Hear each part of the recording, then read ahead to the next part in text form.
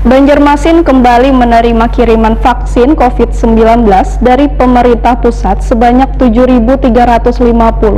Vaksin ini 75%-nya diprioritaskan untuk lansia dan 25%-nya untuk pekerja pelayanan publik. Vaksinasi juga akan menyasar pekerja pelayanan publik, salah satunya di Pasar Sentra Antasari Banjarmasin sebagai salah satu pasar tradisional terbesar di Banjarmasin.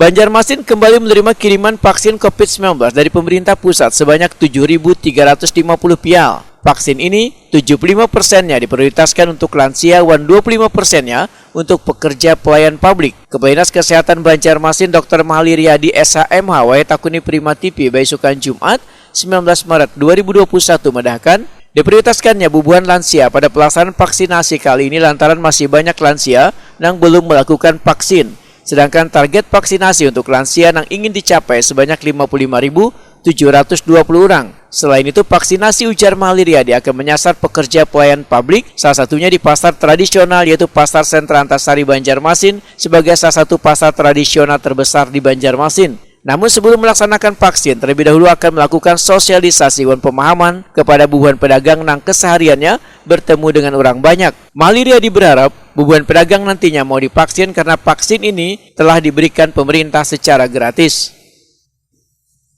Jadi 7.350 vial vaksin yang kita terima di hari Rabu kemarin, kita sudah mengkalkulasi 65% itu adalah untuk lansia, 35% itu adalah untuk pekerja publik, dan besok di hari Selasa kita akan memvaksin Pasar Antasari.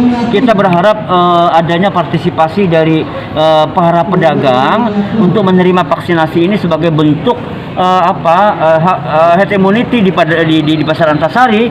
Dan jangan ada yang takut, tidak usah perlu khawatir karena vaksin ini adalah vaksin Sinovac yang baru, tidak ada yang expired, dan tentunya ya dukungan dari para pedagang ini sangat penting sekali karena ya Banjarmasin supaya bisa mengendalikan itu ya kesiapan dari pedagang itu sangat penting sekali.